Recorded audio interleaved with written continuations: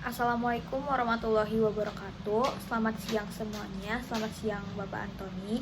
Perkenalkan, nama saya Asli Belnova Ramadhani dari jurusan Ilmu Komunikasi angkatan 2022 Universitas Brawijaya dengan NIM 2251 20200111046. Pada kesempatan kali ini saya akan memaparkan hasil ujian tengah semester saya dalam mata kuliah Komunikasi Perspektif Indonesia dan Asia. Oke, untuk pertanyaan pertama yaitu paparkan pokok pemikiran dari tulisan Wimal Disanayake mengenai kemunculan kajian non-western dalam ilmu komunikasi. Untuk menjawab pertanyaan ini, saya melakukan literatur review terhadap artikel yang ditulis oleh Wimal Disanayake yang berjudul The Need for the Study of Asian Approach to Communication. Dalam artikel ini ditekankan bahwa perlu ada eksplorasi pemikiran non-barat dalam bidang komunikasi. Selain itu, Disanayake juga menekankan pentingnya menjelajahi pemikiran dan konsep komunikasi yang berasal dari budaya-budaya non-barat. Hal itu dikarenakan pemikiran barat telah terlalu mendominasi ilmu komunikasi selama bertahun-tahun. Seperti yang telah terjadi bahwa sumber-sumber pengetahuan yang digunakan oleh mahasiswa itu berasal dari buku-buku atau jurnal-jurnal yang berasal dari barat. Dalam artikel ini, Disanayake juga menjelaskan bahwa sudah saatnya bagi masyarakat non-barat untuk berkontribusi dalam mengemukakan teorinya atau pendapatnya. Kita dapat memperluas bidang penelitian kita dengan memberikan perhatian lebih kepada konsep-konsep komunikasi yang dirumuskan oleh masyarakat non-barat melalui studi tentang karya keras India, Tiongkok, dan Jepang, serta negara-negara Asia lainnya yang berada di wilayah timur dunia. Dalam artikel ini, Wimal meneliti salah satu karya dari India klasik, yaitu Vakyapadya, yang ditulis oleh Bhartari, di mana Vakyapadya ini merupakan buku yang berurusan dengan kalimat, yaitu vakya, dan kata atau pada, dan tujuan utama dari penulisan buku ini adalah untuk menjelaskan hubungan intim antara kata dan makna. Terdapat 4 pemikiran dari Bhartari yang akan dijelaskan di slide berikutnya. Oke, di poin yang pertama ini terdapat hubungan antara bahasa dan kognisi, di mana menurut Bhartari ini tidak ada pengetahuan di dunia yang kata itu tidak berperan di situ. Menurut Bhartari, semua pengetahuan itu terikat dengan makna, kata, dan bahasa. Menariknya, konsep pemikiran dari Bhartari ini mirip dengan konsep pemikiran dari Wolff yang menyatakan bahwa sistem linguistik sebuah bahasa bukan hanya alat untuk mengungkapkan gagasan, melainkan juga untuk membentuk gagasan itu sendiri. Oke, key point yang kedua adalah unit makna, di mana Bhartari ini berpendapat bahwa kalimat secara keseluruhan dianggap sebagai unit makna, sedangkan peneliti-peneliti dari Barat menganggap bahwa unit makna dari suatu gagasan yaitu kata. Menariknya, konsep tersebut mirip dengan ungkapan Chomsky mengenai teori transformasional yang menganggap kalimat sebagai unit analisis. Key point yang ketiga adalah spota, di mana menurut Bhartari, satuan makna dalam komunikasi adalah sebuah kesatuan yang lebih besar daripada kata per kata. Menurutnya, makna utama dari suatu kalimat hanya dapat dipahami jika keseluruhan kalimat tersebut dapat dipahami. Dalam komunikasi, tidak ada makna yang terpisah dan makna utama dari suatu ucapan atau kalimat hanya dapat dipahami saat keseluruhan ucapan itu dipahami. Dalam konsep ini, konteks juga ditekankan dalam memahami makna komunikasi, dan makna komunikasi itu sendiri lebih besar dari hanya sekumpulan kata atau frasa. Konsep penting yang terakhir dari Bhartari ini adalah pratiba, di mana pendengar atau penerima pesan menciptakan pemahamannya masing-masing. Bhartari berpendapat bahwa pratiba adalah bentuk institusi yang tidak dapat dijelaskan secara rasional, karena pengertian ini muncul secara spontan dan alami dari pelaku komunikasi tersebut. Konsep ini menekankan kompleksitas dan keunikan proses pemahaman yang melibatkan aspek institusi dan pengalaman pribadi. Untuk menjawab soal nomor 2, saya melakukan literatur review terhadap artikel yang berjudul The Westernizing Communication Studies, A Reassessment, yang ditulis oleh Sylvia Weisbord dan Claudia Melado. Dalam artikel ini terdapat perdebatan yang menambah wawasan mengenai dewesternisasi dalam studi komunikasi dengan isu terkait seperti globalisasi, internasionalisasi, kosmopolitanisme, dan indigenisasi, pengetahuan akademik.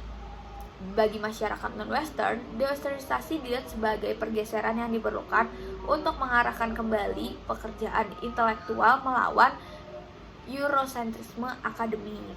Dalam artikel yang ditulis oleh Westbrook, terdapat 4 key point atau 4 kritik yang diberikan oleh Westbrook terhadap dewesternisasi yang dilakukan oleh masyarakat non-Barat.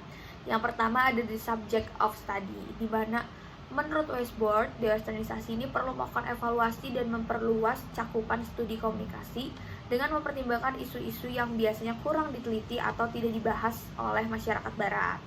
Yang kedua, ada di body of evidence, di mana dewesternisasi ini perlu melakukan perluasan kumpulan bukti-bukti penelitian komunikasi, di mana perlu adanya pertimbangan atas kasus-kasus non-Barat untuk mencapai kesimpulan yang lebih kompleks dan kuat.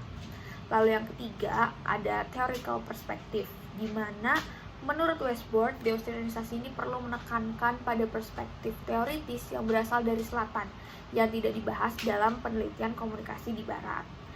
Lalu selanjutnya yang terakhir ada academic culture, di mana dewesternisasi dalam konteks ini merujuk pada jaringan keyakinan yang berkaitan dengan praktik pengajaran dan penelitian serta pentingnya praktik sosial dari teori-teori tersebut.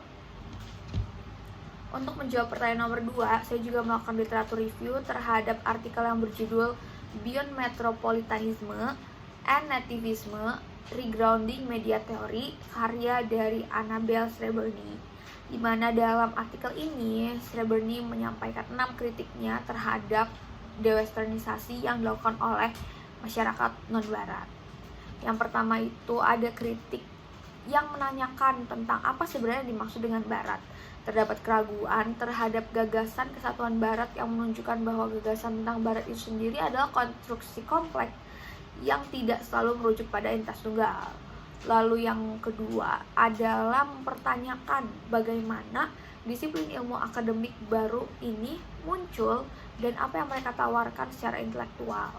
Lalu yang ketiga ada kritik dari Sreberny juga yang mengatakan bahwa panggilan untuk dewesternisasi dalam kajian media terlalu naif, mengabaikan sejarah dan pola kondisi global yang telah membentuk hubungan antara Barat dan non-Barat.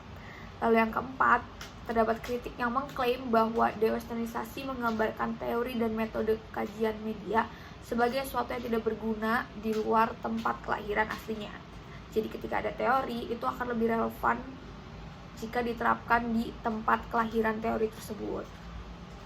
Lalu yang kelima, kritik ini memperingatkan tentang bahaya konsep nativisme yang mungkin muncul dalam proses dewesternisasi. Konsep nativisme ini beresiko mengurangi budaya dan identitas menjadi konstruk tunggal dan inklusif. Dan yang terakhir, kritik dari Sreberny ini mengatakan bahwa esensialisme budaya sebagai objek yang ditentukan. Kritik ini menunjuk pada pandangan bahwa banyak pendekatan dalam kajian media seringkali menganggap bahwa suatu kelompok budaya memiliki pandangan yang seragam dan tahan perubahan. Untuk menjawab pertanyaan nomor 3, saya menemukan salah satu fenomena budaya yang menurut saya menarik dari India, yaitu tari Bharatanatyam, yang merupakan salah satu tari yang berasal dari India, yang memiliki akar sejarah dan merupakan salah satu tarian klasik India yang terkenal dengan beragam ekspresinya. Saya tertarik untuk mengambil fenomena ini karena fenomena ini berkaitan dengan konsep spota yang disampaikan oleh Bartari pada nomor 1. Dalam konsep spota yang disampaikan oleh Bartari, disampaikan bahwa bagaimana pesan atau makna dalam seni pertunjukan tidak hanya terkandung dalam kata-kata atau notasi musik, tapi juga memberikan pengalaman sensorik dan emosional yang ditimbulkan oleh pertunjukan tari itu sendiri. Misalnya kostum, make up, mimik wajah, gerakan, intonasi lagu, lirik lagu, itu juga merupakan bagian dari penyampaian pesan yang ingin disampaikan dari tarian tersebut. Dalam konsep ini, hubungan antara spota dan tarian Bharatanatyam ini adalah di mana konsep spota ini membantu kita dalam memahami makna atau pesan sejati dalam seni pertunjukan tidak hanya dapat diuraikan dari kata-kata tetapi lebih kompleks dalam pengalaman dari pertunjukan itu sendiri. Hal ini sejalan dengan pemikiran non-barat yang lebih menekankan pengalaman dan ekspresi seni dalam komunikasi. Untuk menjawab pertanyaan nomor 4, mungkin saya akan meringkas esai yang telah saya tulis di Gdocs yang saya buat. Sebagai mahasiswa ilmu komunikasi, saya merasa tertarik dengan mata kuliah Komunikasi Perspektif Indonesia dan Asia, karena dalam mata kuliah ini wawasan saya menjadi lebih terbuka. Sebelumnya saya hanya merasa bahwa ilmu-ilmu dari komunikasi ini berasal dari barat atau western. Ternyata terdapat cukup banyak teori-teori yang berasal dari non-western, misalnya Jepang, India, Indonesia, Tiongkok, dan lain-lain. Salah satunya adalah karya dari Vimal Disanayake yang merupakan tokoh India yang mengutip tentang Vakyapadia yang telah saya jelaskan di nomor 1. Menurut saya itu sangat menarik artikelnya dan perlu untuk dikaji lebih lanjut lagi. Selain itu juga ada dari Dr. Lawrence Kincaid yang menyampaikan juga tentang teori-teori yang ada di Asia, misalnya Jepang, Korea, Cina, dan lain-lain. Misalnya di Jepang sendiri itu komunikasi dengan membungkuk seperti itu merupakan bagian dari komunikasi. Selain itu, saya juga tertarik dalam mata kuliah ini karena menurut saya perlu ada eksplorasi lebih lanjut terhadap komunikasi dari non-barat, karena dengan kita mengeksplorasi lebih lanjut ke depannya, teori-teori komunikasi yang diterapkan oleh kita juga akan lebih relevan, karena untuk masyarakat non-barat memiliki budaya, sejarah, agama, etnis, suku tersendiri yang berbeda dengan masyarakat barat. Oke, untuk nomor 5 yaitu outline dari skripsi yang saya buat, insya Allah saya mengambil judul Tari Pendet Bali, Penelusuran Makna dan Transmisi Budaya Melalui Konsep Spota dalam Komunikasi Seni. Menurut saya, judul ini menarik untuk diteliti lebih lanjut. Selain karena ketertarikan saya di dunia seni, saya juga ingin menelusuri apa proses komunikasi di balik tari pendet tersebut dan bagaimana transmisi budaya, transmisi pesan yang disampaikan melalui tari pendet tersebut. Pada bab 1, yaitu pendahuluan, terdapat latar belakang, rumusan masalah, tujuan penelitian yang akan saya jelaskan pada bab 1 tersebut. Di mana di latar belakang ini saya menjelaskan latar belakang dari masalah yang saya ambil, dan saya juga menjelaskan mengenai definisi makna dalam komunikasi seni, hubungan tari pendet dan proses komunikasi, serta peran konsep spota dalam tari pendet. Lalu dalam rumusan masalah, saya akan menuliskan apa saja pertanyaan yang akan saya pecahkan dalam penelitian ini. Yang pertama itu, apa itu tari pendet? Apa itu komunikasi seni? Bagaimana pengaruh konsep spota dalam menelusuri makna yang terkandung dalam tari pendet? Bagaimana proses transmisi budaya dalam tari pendet Bali berdasarkan komunikasi seni? Dan tujuan dari makalah ini sesuai dengan rumusan masalah saya tadi, saya akan menjawab pertanyaan-pertanyaan yang terdapat di rumusan masalah saya. Lalu di bab 2 yaitu tinjauan pustaka, di mana pada bagian ini saya akan menyajikan definisi dan analisis dari teori-teori yang saya gunakan dan yang saya rasa relevan dengan penelitian saya. Yang pertama ada tari pendet Bali, di mana saya akan menjelaskan sejarah, makna, unsur, dan peranannya dalam budaya Bali. Lalu yang kedua ada transmisi budaya dalam tari pendet Bali. Dalam bagian ini saya akan menjelaskan bagaimana nilai-nilai budaya, tradisi, dan makna budaya Bali ditransmisikan atau disalurkan melalui tari pendet ini. Lalu yang ketiga ada konsep spota dalam seni dan komunikasi. Dalam bagian ini saya akan mengenalkan bagaimana konsep spota dapat diterapkan dalam analisis tari pendet Bali dan bagaimana spota memahami makna budaya dalam tari pendet Bali, serta bagaimana hal ini berkontribusi kepada komunikasi seni. Lalu yang terakhir, pada tinjauan pustaka saya akan menjelaskan penerapan konsep spota dalam tari pendet. Lalu di bagian bab 3, metodologi penelitian, saya akan menggunakan paradigma positivistik karena menurut saya objektivitas penting dalam melakukan penelitian, dan objektivitas ini disajikan melalui paradigma positivistik. Untuk mendukung penelitian saya melakukan metode penelitian kualitatif karena saya berencana untuk mengukur frekuensi tampilan tari, jumlah penonton, dan perubahan-perubahan yang terjadi dalam praktik tari pendet Bali tersebut. Dan untuk mengumpulkan data, saya akan menyebarkan kuesioner kepada penonton tari pendet Bali dan kepada para pelaku atau penari tari pendet Bali tersebut dengan pertanyaan berdasarkan definisi operasional yang telah saya susun dan saya buat.